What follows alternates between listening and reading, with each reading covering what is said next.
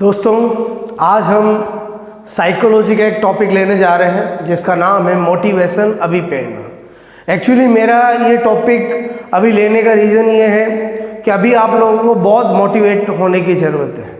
आपसे मैं कह रहा हूँ क्योंकि अभी आपको पता है कि कोविड-19 की वजह से जो टाइम चल रहा है, इस वजह से हम फेस टू फेस स्टडी नहीं कर पा रहे हैं। तो आपसे मैं कह रहा हूँ, मेरे दिमाग में आया क्यों ना आज आपको मोटिवेशन टॉपिक पढ़ाया जाए। क्लियर? अब मोटिवेशन बहुत इंपॉर्टेंट टॉपिक है। आपसे मैं कह रहा हूँ, जो मैंने फील किया है कि साइकोलॉजी के अंदर एक एक टॉपिक जो होते हैं वो हमारी एवरीडे लाइफ में हमें बहुत कुछ सिखाते हैं। क्लियर? चाहे वो आपसे मैं कहूँ पर्सनैलिटी टॉपिक हो, चाहे लर्निंग हो, चाहे चाइल्ड साइकोलॉजी हो, इंडिविजुअल डिफरेंसेस हो, एडजस्टमेंट हो, आपसे मैं हर टॉपिक हमें बहुत कुछ सिखाता है। क्लियर? और आपसे मैं कह रहा हूँ कि उनसे हमें एक अच्छा इंसान बनने के लिए मोटिवेशन भी मिलता है। अब आज जो हमारा टॉपिक है उसी पे हम फोकस करते हैं। उसका नाम है मोटिवेशन यानी अभिप्रेरणा। क्लियर? तो आपसे मैं कह रहा हूँ, ये जो दोस्तों ये टॉपिक मैं आपसे कह रहा हूँ कि इतना इंपॉर्टेंट है कि इससे पूरा साइकोलॉजी जुड़ा हुआ है। और स्पेशली जो आपसे लर्निंग तो है ही है, क्योंकि आपसे मैं कह रहा हूँ जब हम लर्निंग पढ़ते हैं तो हमें पता चलता है कि पहली स्टेप ही उसकी मोटिवेशन होती है, अभिप्रेरणा। जब तक आपसे मैं कह रहा हूँ किसी भी लक्ष्य को आपको प्राप्त करना है तो उसकी अभिप्रेरणा नहीं होगी तो आप उस तक पहुँचने के राह भी नहीं बने भी। क्लियर? और आपसे मैं कहूँ यहाँ तक कि अभिप्रेरणा में ये भी कहा गया है कि किसी भी लक्ष्य को प्राप्त करते हैं तो सबसे पहले उसके लिए अभिप्रेरणा होनी चाहिए। और अभिप्रेरणा न केवल किसी काम को प्रारंभ करते हुए होनी चाहिए, यहाँ तक कि इन ड्यूरेशन आपसे मैं कहूँ वर्क और एंड ऑफ मोमेंट, जब कोई कार्य अपने होने के अंतिम क्षण में चल रहा होता है तब भी आपसे मैं कहूँ मोटिवेशन होना चाहिए। क्लियर? अब आपसे मैं कहूँ अधिगम से इसका बहुत ज़बरदस्त संबंध है, इसीलिए इस जो मोटिवेशन है उसको आपसे मैं कहूँ गोल्डन रोड ऑफ लर्निंग भी कहा गया है। आपसे मैं करूँ यानी अधिगम का स्वर्ण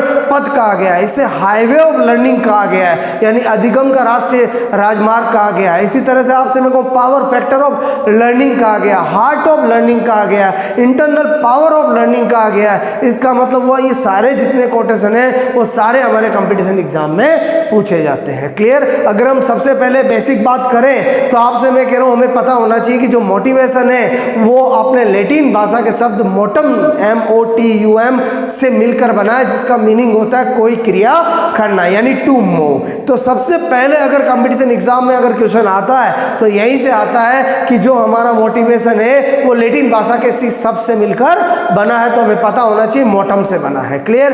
फिर हमें आपसे मैं कहूँ चैप्टर में हमें क्या क्या मेन देखना होता है, तो आपसे मैं कह रहा हूँ कि हमें एक तो मोटिवेशन की क्या क्या इंपॉर्टेंस है वो बताई गई है, वो पता होना चाहिए। आपसे मैं कहूँ अभिप्रेरणा के आपसे मैं कह रहा हूँ जो सोपान है वो पता होना चाहिए। आपसे मैं कहूँ प्रेरकों का वर्गीकरण, जहाँ से हर बार एग्जाम में क्वेश्चन आता है, चाहे वो मेस्लो का हो, चाहे गैरेट का हो, चाहे थॉमसन का क्लासिफिकेशन हो, वो सब हमें पता होना चाहिए। क्लियर? तो दोस्तों मैं आज आपका कोशिश करूंगा कि ये सारे पार्ट जो कंपटीशन एग्जाम में इंपॉर्टेंट है वो क्लियर करूं। वैसे मोटिवेशन बहुत बड़ा चैप्टर है, लेकिन इसमें से जो मेनली आपसे मैं कह रहा हूँ जो कंपटीशन एग्जाम में चीज़ें आती है और जो स्टूडेंट को याद नहीं रहती है वो आपको मैं अपने लॉजिक के तरीके से सिखाऊंगा। क्लियर? तो सबसे पहले हम बेसिक देखने जा रहे हैं। आपसे मैंने कहा मोटिवेशन, जिसको लैटिन भाषा का शब्द मोटम, जिसका अर्थ है कोई क्रिया करना। और आपसे मैं कहूँ कुछ मैंने कोटेशन लिखे जो जनरली कंपटीशन एग्जाम में आते हैं। आपसे मैं कह रहा हूँ कि मैंने कहा गोल्डन रोड ऑफ लर्निंग, मैंने आपको बताया अधिगम का स्वर्ण पथ क्या होगा, अभिप्रेरणा। अब पूछने के दो तरीके हैं। आपसे पूछा जाए कि गोल्डन रोड ऑफ लर्निंग किससे कहा जाता है तो अभिप्रेरणा होगा। आपको पूछा जाए अभिप्रेरणा किसका गोल्डन रोड है तो लर्निंग यानी अधिगम होगा। उल्टा सीधा यानी आपसे मैं कह रहा हूँ दोनों तरह से क्वेश्चन बनता है। इसी तरह से मैंने कहा हार्ट ऑफ लर्निंग यानी आपसे मैं कहूँ अधिगम का हृदय है। क्लियर?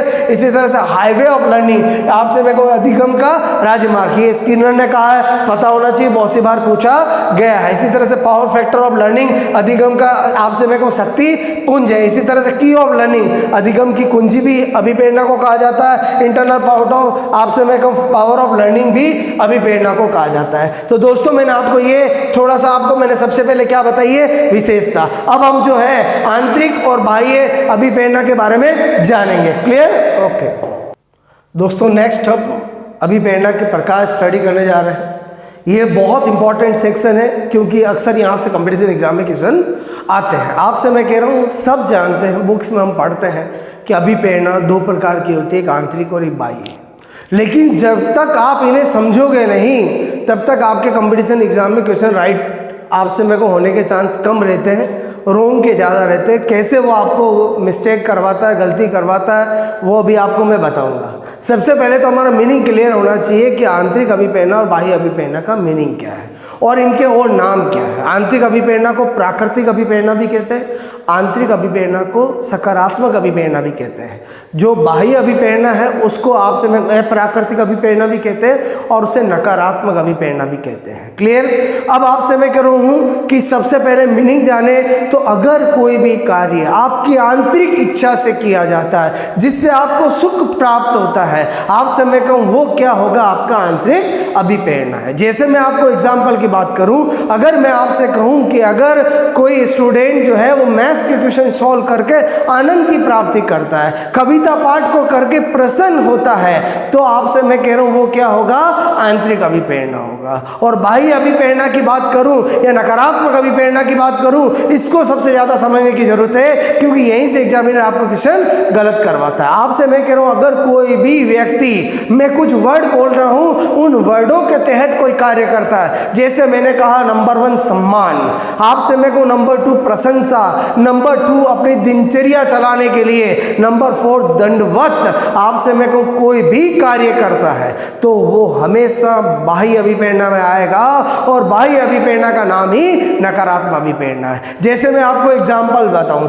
आपसे मैंने कहा कि एक पर्सन जो है, एक बालक जो है, एक स्टूडेंट जो है मैथ्स के क्वेश्चन सोल्व करने के बाद आपसे मैं कहूँ स्ट्रेस फील करता है तो क्या हो जाएगा, बाह्य अभिप्रेरणा। या मैं आपसे कहूँ किसी स्टूडेंट को उसके टीचर ने होमवर्क दिया और आपसे मैं कहूँ घर पे जाकर वो होमवर्क कर रहा है, नहीं तो टीचर उसको कल डांटेगा, तो वो वहाँ पर क्या है, बाह्य अभिप्रेरणा। आपसे मैं कहूँ कोई जो है पर्सन जो है अपना दिनचर्या चलाने के लिए आपसे मैं कहूँ अपने हाथों से बोलो मिट्टी के खिलौने बना रहा है तो वो क्या होगा, बाह्य अभिप्रेरणा। कोई भी खिलाड़ी जो है वो अपने देश को गोल्ड मेडल लाने के लिए, वर्ल्ड कप जीतने के लिए बहुत अच्छा खेलता है तो वो भी बाह्य अभिप्रेरणा होगा। एग्जामिनर आपको हमेशा गलत कराने के लिए क्या करता है, एग्जाम्पल आपको देता है ऐसा जिसमें आपसे मैं कहूँ आपको सकारात्मक एग्जाम्पल नजर आता है। जैसे आपको क्वेश्चन दिया कि एक खिलाड़ी जो है अपने देश को वर्ल्ड कप जिताने के लिए बहुत मेहनत करता, बहुत अच्छा क्रिकेट खेलता है, तो बताइए उसकी अभिप्रेरणा कैसी है। ऑप्शन देगा सकारात्मक, नकारात्मक, आपसे मैं कहूँ ऐसी। तो स्टूडेंट क्या सोचता है कि यार जो मुझे एग्जाम्पल दिया गया है, जो मुझे कोटेशन दिया गया है वो तो आपसे मैं कह रहा हूँ मुझे पॉजिटिव नजर आ रहा है, तो आपसे मैं कहूँ आंसर वो क्या कर देता, सकारात्मक, जबकि यहाँ पर आंसर क्या होगा, नकारात्मक। आप एक बात ध्यान रखना कि अगर उसको एग्जामिनर को गलती करानी होगी तो वो आपको एग्जाम्पल हमेशा पॉजिटिव ही सोच वाला देगा। क्लियर? तो आपको उसमें फंसना नहीं है, आपको जो मैंने वर्ड बताए वो ध्यान रखना है कि अगर आपको आंतरिक इच्छा से कोई कार्य किया जाता है तो वो क्या होगा, आंतरिक अभिप्रेरणा होगा। किसी सम्मान के तहत आपसे मैं कहूँ कोई स्टूडेंट बहुत मेहनत करता है और वो सोचता है कि मुझे बोर्ड में मेरिट में आना है जिससे मेरी अखबार में फोटो छप जाएगी, तो वो किस तहत स्टडी कर रहा है, बाह्य अभिप्रेरणा यानी नकारात्मक ही आंसर उसका होगा। आई थिंक आपको मेरी बात समझ में आई होगी क्योंकि यहाँ पर चीज़ें रटने की नहीं है। एक बार अगर आपके माइंड में आंतरिक अभिप्रेरणा और बाह्य अभिप्रेरणा का मीनिंग समझ में आ गया, वो एग्जाम्पल आपको कैसा भी एग्जाम्पल बना के दे हमेशा आपका क्या होगा, राइट होगा। क्लियर? अब क्या होता है कि बहुत सी बार आपसे मैं कोई एग्जामिनर ऐसा एग्जाम्पल देता है जिसमें आंतरिक और बाह्य दोनों होती है। कैसे?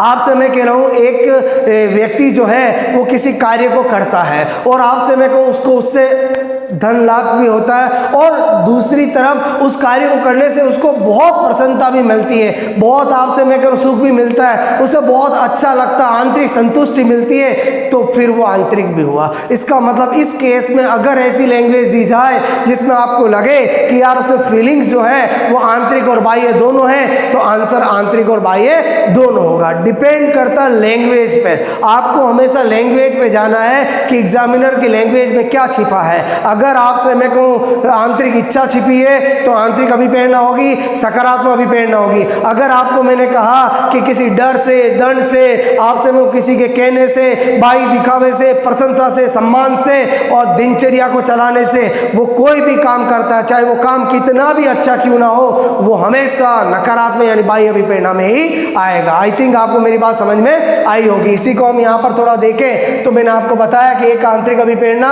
और एक बाह्य अभिप्रेरणा। आंतरिक अभिप्रेरणा को क्या कहते हैं? प्राकृतिक और सकारात्मक अभिप्रेरणा कहते हैं। और आपसे मैंने कहा, अगर मैं शॉर्ट में बोलूँ तो स्वयं की आंतरिक इच्छा से कोई भी काम करना। क्लियर? और बाह्य अभिप्रेरणा को अप्राकृतिक और नकारात्मक अभिप्रेरणा कहते हैं। मैंने कुछ वर्ड बोले आपको, सम्मान, दिनचर्या चलाने, लक्ष्य, आपसे मेरे को दंडवत, प्रशंसा के लिए किया गया कार्य क्या होता है? बाह्य प्रेरणा। आपसे मेरे को आज की दुनिया में ज़्यादातर लोग जो है वो बाह्य अभिप्रेरणा के तहत ही काम करते हैं, जबकि उस इंसान को सक्सेस ज़्यादा मिलती है जो आंतरिक अभिप्रेरणा के तहत कार्य करता है। आंतरिक अभिप्रेरणा का मतलब उसके अंदर से इच्छा जागृत होनी चाहिए कि हाँ, आई कैन डू इट, मुझे ये काम करना है और मैं ये कर सकता हूँ, तो ही वो इंसान सक्सेस पाता है। दूसरों के कहने से, दूसरों के आपसे मैं कह रहा हूँ दिखाव में आने से कभी भी कोई काम करते हैं तो हमेशा बाह्य अभिप्रेरणा में आएगा। तो आई थिंक आपको अभिप्रेरणा के प्रकार भी समझ में आए होंगे।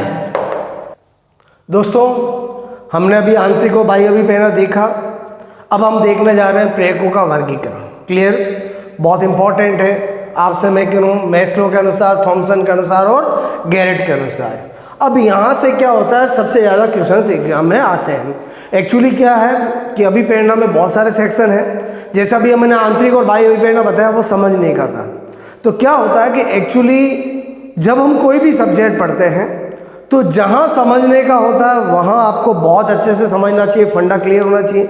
लेकिन जहाँ चीज़ें फिक्स हैं और आपसे मैं कह रहा हूँ वहाँ पर अगर हम कोई लॉजिक, कोई फंडा नहीं बनाएंगे तो भूल जाएंगे। तो हमेशा मैं इस बात का ध्यान रखता हूँ कि जो जैसा बुक्स में लिखा हुआ है वैसा अगर आपको मैंने बता दिया और कोई लॉजिक नहीं बताया तो आज आपको समझ में आ गया, आप कल जाकर 5 दिन 10 दिन बाद भूल जाओगे।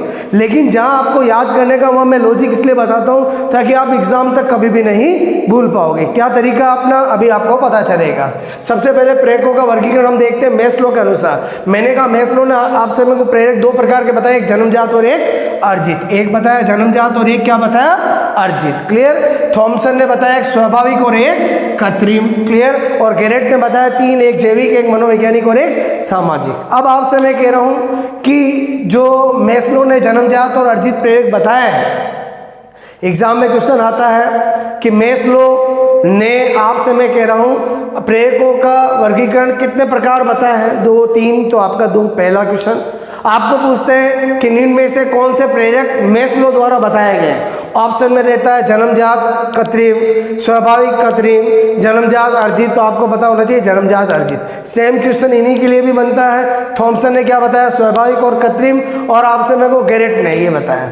अब आपसे मैं करूँ यहाँ पर क्या होता है कि अगर मैं आपको यहाँ लॉजिक नहीं बताऊँ तो ये तो किताबों में लिखा होता है, बुक्स में लिखा होता है। एक टीचर का आई थिंक मेरी सोच ये कहती है कि एक टीचर का रोल आपसे मैं करूँ बुक्स के आगे का होना चाहिए, क्योंकि जो किताबें में लिखी है वो तो चीज़ आपको बतानी है, उसके अलावा आपको कुछ ऐसे लॉजिक फंडे बताना जिससे एग्जाम में भी स्टूडेंट हमेशा राइट करके आए, कॉन्फिडेंटल करके आए, गलत बिल्कुल नहीं करे। तो वो लॉजिक क्या? जैसे मैं आपसे कह रहा हूँ मैस्लो के अनुसार मैंने आपको ये बताया। अब आपसे मैं कह रहा हूँ हमेशा कैसे याद रहेगा, ये तो हम कंफ्यूज हो जाएंगे। तो मैं आपको मेरा लॉजिक, मेरी ट्रिक क्या बता रहा हूँ आपसे। मैं कहूँ मेरे अकॉर्डिंग मैस्लो ने अपना प्रेरकों का वर्गीकरण इतना अच्छा दिया कि उसको देखकर हमें मजा आ गया। क्या बोला मैंने? मजा आ गया। तो मैंने यहाँ पर वर्ड लिखा मजा। क्लियर? अब आपसे मैं कह रहा हूँ ये मेरी ट्रिक है कि मैस्लो ने अभी प्रेरकों का यानी प्रेरकों का वर्गीकरण ऐसा दिया जिससे क्या हो गया? मजा आ गया। अब आपसे मैं कह रहा हूँ इस मजे में मे से क्या है? मैस्लो है, और जे से क्या हो गया? जन्मजात, और इसमें आ की मात्रा आ रही जिससे क्या हो जाएगा? अर्जित। आई थिंक आपसे मैं कह रहा हूँ आपको एक मैस्लो का समझ में आया होगा। क्लियर? तो मैस्लो का वर्गीकरण के लिए हमें क्या ट्रिक ध्यान रखनी है कि मजा आ गया। क्लियर? और आपसे मैं कहूँ जन्मजात प्रेरक किसने बताया, इसमें किसको इंक्लूड किया? हम सब जानते हैं, भूख है, प्यास है, विश्राम है, निंद्रा। इनको याद करने की जरूरत नहीं, इनको फील करो क्या निंद्रा कैसा है। आपसे मैं कहूँ डेफिनेटली जन्मजात प्रेरक है। किसी ने हम बोलो बड़े और फिर किसी ने सिखाया थोड़ी कि सोते कैसे, नींद कैसे लेते हैं। आपसे मैं ये तो भूख प्यास विश्राम ये सब नेचुरल, हम बचपन से हमारा जन्मजात प्रेरक है। इसी तरह से आदत है, रुचि है, सामाजिकता है, ये अर्जित प्रेरक है। कोई भी बच्चा, कोई भी पर्सन आपसे मेरे को कोई भी एडिक्शन करता है, सपोज टोबैको खाता है, तो वो जन्म से सीखा नहीं, उसने किसी को देखा और उसने अर्जित किया, एक्वायर्ड किया। तो आदत है, रुचि, सामाजिकता ये क्या होती है? अर्जित प्रेरक होते हैं। तो आपसे मैं कहूँ एक वर्गीकरण आपको समझ में आया होगा। ओके, तो दोस्तों हम नेक्स्ट थॉमसन का देखते हैं। अभी मैंने आपको कहा स्वाभाविक और कृत्रिम, क्लियर। अगेन क्वेश्चन तो ऐसे ही आते हैं एग्जाम में कि थॉमसन ने प्रेरकों का कितने टाइप बताया? 2। आपसे पूछा जाए कि स्वाभाविक और कृत्रिम प्रेरकों का जो वर्गीकरण है, प्रकार है, वो किसने बताया? थॉमसन ने। आपको पूछा जाए निम्न में से थॉमसन का कौन सा प्रेरक नहीं है? ऑप्शन में दे देते कृत्रिम, एक दे देते स्वाभाविक, एक दे देते अर्जित, एक आपसे इनमें से कोई नहीं। तो इसका मतलब हुआ कि जो बताया वो हमें अच्छे से याद होना चाहिए, तभी हमारे एग्जाम में क्वेश्चन राइट होगा। यहाँ पर बहुत ज़्यादा समझने से कुछ नहीं होगा, यहाँ पर तो आपका लॉजिक क्लियर होना चाहिए। तो आपसे मैं कह रहा हूँ यहाँ पर अगेन मैं आपको क्या ट्रिक बता रहा हूँ, ये मैं अपनी ट्रिक्स बता रहा हूँ कि आपसे मैंने कहा कि मैंने थॉमसन के बारे में बहुत पता लगाया, तो मुझे पता चला कि थॉमसन जो था वो एक शकी इंसान था। कैसा था बोलो? शकी। तो यहाँ पर मैंने लिखा शकी, क्लियर। हमें हमारा काम निकालना, हमारा राइट होना चाहिए। तो आपसे मैंने कहा कि थॉमसन कैसा इंसान था? शकी। तो से क्या हो गया? स्वाभाविक, और के से क्या हो गया? कृत्रिम। तो इस तरह से हम किसका ध्यान रख सकते हैं? थॉमसन का ध्यान रख सकते हैं। स्वाभाविक प्रेरक के अंदर अनुकरण है, प्रतिष्ठा है, खेल है, सुझाव है, नाम से पता चल रहा है, ये सब स्वाभाविक होते हैं। हम किसी को अनुकरण करते हैं, ये हमारा एक स्वाभाविक प्रेरक होता है। इसी तरह से कृत्रिम की बात करूं तो पुरस्कार है, दंड है, प्रशंसा, सहयोग है, ये कृत्रिम प्रेरक होते हैं, क्लियर। आपसे मैं कहूँ पुरस्कार, दंड, प्रशंसा, ओके। अब आ जाते हम गेरेट के अनुसार। अगेन मैं आपसे कहूँ गेरेट ने अभिप्रेरकों का 3 प्रकार बताया, एक जैविक, एक मनोवैज्ञानिक और एक सामाजिक। बहुत ज़्यादा एग्जाम में पूछा जाता है कि गेरेट के आपसे मैं कहूँ अभिप्रेरकों के कौन से टाइम क्रम से है, तो ये 3 नाम आपको पता होना चाहिए। अगेन मैं आपसे कह रहा हूँ हमें अगर दिमाग में लॉजिक ट्रिक नहीं होगी तो हम वहाँ एग्जाम में भूल जाएंगे, मिक्स हो जाता है। तो आपको मैंने अभी तक 2 बता दी। मैंने कहा मेस्लो ने जो प्रेरकों का वर्गीकरण दिया वो ऐसा दिया कि हमें मजा आ गया, और मैंने कहा थॉमसन जो है वो शकी इंसान है। अब हम बात करते हैं गेरेट की। तो आपसे मैं कह रहा हूँ गेरेट से मैं गेर निकाल रहा हूँ, और आपसे मैंने कहा कि हम बहुत अच्छे से जानते हैं कि जब भी हमारे घर पे कोई भी गैर पर्सन, गैर व्यक्ति, मेहमान आता है, तो हम जब उसे खाना परोसते हैं तो हम उसको बोलते हैं जीमोसा। क्या बोलते हैं? जीमोसा। तो मैंने यहाँ पर ट्रिक लिखी है जीमोसा, क्लियर। आपसे मैं कह रहा हूँ क्या लिखा मैंने? जीमोसा। अब आपसे मैंने कहा जीमोसा किसके लिए? गैर पर्सन के लिए। और यहाँ पर जी से क्या हो जाएगा? जैविक, मे से क्या हो जाएगा? मनोवैज्ञानिक, और सा से क्या हो जाएगा? सामाजिक। तो इस तरह से दोस्तों मैंने आपको प्रेरकों का वर्गीकरण बताया। और जैविक के अंदर हम बहुत अच्छे से जानते हैं बायोलॉजिकल हमारे क्या क्या नीड होती है। प्रेरक क्या होते हैं? भूख है, प्यास है, नींद है, आपसे मेरे को रिक्वायरमेंट ऑफ O2 है, ऑक्सीजन की आवश्यकता है, ये सब हमारे बायोलॉजिकल यानी जैविक प्रेरक है। मनोवैज्ञानिक की बात करें तो भय है, प्रेम है, क्रोध है, सुख है, दुख है, ये सब मनोवैज्ञानिक आते हैं। और सामाजिक के अंदर आत्म प्रदर्शन है, आत्म सुरक्षा है, जिज्ञासा, ये सब सामाजिक प्रेरक आते हैं। तो इस तरह से दोस्तों ये जो सबसे इंपॉर्टेंट पार्ट था, इसमें अगर आपको कभी रिवाइज करना है तो वेरी सिंपल 3 ध्यान रखो कि आपसे मैं कह रहा हूं कि मेस्लो इजिकल टू मजा, थॉमसन इजिकल टू शकी, और गेरेट इजिकल टू जीमोसा। तो आपका काम हो जाएगा। अब हम आगे देखने जा रहे हैं, आपसे मैं कह रहा हूं जो अभिप्रेरणा है उसके सोपान हम देखने जा रहे हैं। ओके दोस्तों, नेक्स्ट हम अभिप्रेरणा के सोपान देखने जा रहे हैं। ये भी बहुत इंपॉर्टेंट पार्ट है। सबसे पहले तो हमें पता होना चाहिए कि जो अभिप्रेरणा होता है उसके 3 सोपान, 3 स्टेप होती है। अभिप्रेरणा एक चक्रीय प्रक्रिया है जिसमें आपसे मैं कहूँ पहला सोपान, फिर दूसरा सोपान, फिर तीसरा सोपान कंप्लीट होते पहला वापस जाओ आपसे मैं कहूँ आ जाता है। इट मीन्स यहाँ पर आपसे मैं क्या कह रहा हूँ, जब भी हम किसी लक्ष्य को प्राप्त करने की इच्छा जागृत करते हैं और आपसे मैं कहूँ उसकी पहले हमारी बॉडी में या हमें बाहरी समाज के जीने के लिए एक आवश्यकता पैदा होती है, फिर आपसे मैं कहूँ उसको हम काम करते हैं और हम किसी लक्ष्य को प्राप्त कर लेते हैं। जब हम किसी लक्ष्य को प्राप्त कर लेते हैं तो एक बार आपकी अभिप्रेरणा खत्म हो जाती है, फिर नए लक्ष्य के लिए वापस अभिप्रेरणा आपसे आरंभ हो जाता है। इसका मतलब ये हुआ कि अभिप्रेरणा एक चक्रीय प्रक्रिया है, जिसके चक्र के अंदर, जिसके साइकिल के अंदर मैं आपसे कहूँ 3 सोपान आते हैं, 3 पद आते हैं, 3 स्टेप आते हैं। और यहीं से आपसे वो एग्जाम में क्वेश्चन पूछा जाता है कि अभिप्रेरणा का पहला सोपान कौन सा होता है, द्वितीय कौन सा होता है, तृतीय कौन सा होता है, या किसी सोपान का नाम लेके पूछा जाता है कि अभिप्रेरणा का कौन सा सोपान होता है। और यहाँ पर मैं आपका फिर लॉजिक क्लियर करने जा रहा हूँ। आपसे मैंने कहा अभिप्रेरणा के सोपान की बात करें तो पहला सोपान होता है आवश्यकता। क्लियर। आपसे मैं कहूँ नीड, आप जानते हो आवश्यकता आविष्कार की जननी है, और आवश्यकता हमारे शरीर में हमें किसी भी चीज के लिए आपसे में कमी या अधिकता जब होती है तो आपसे में आवश्यकता जन्म लेती है। क्लियर। और आपसे में आवश्यकता से अगर आवश्यकता होती है तो फिर क्या होता है, आपसे उसी के लिए चालक यानी आपसे में प्रणोदन या अंतर्नोद उत्पन्न होते हैं। जैसे मैं आपसे कहूं कि विश्राम हमारी आवश्यकता है तो नींद उसका चालक होगा।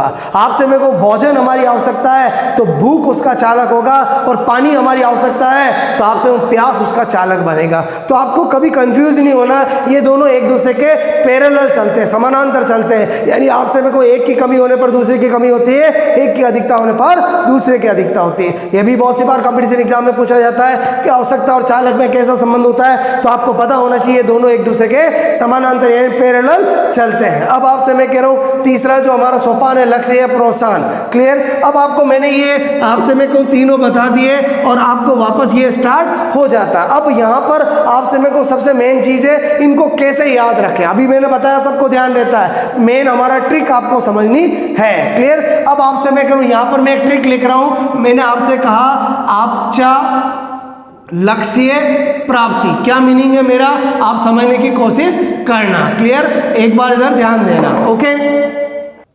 तो दोस्तों मैं आपसे क्या बता रहा हूँ, आपका लक्ष्य प्राप्ति। एक्चुअली मेरा मीनिंग क्या है, पहले जब भी मैं कोई ट्रिक्स बताता हूँ तो पहले आपको उसका मीनिंग यानी उसके पीछे फीलिंग्स क्या वो समझना बहुत ज़रूरी है। हम बहुत अच्छे से जानते हैं कि अलग अलग लैंग्वेज होती है।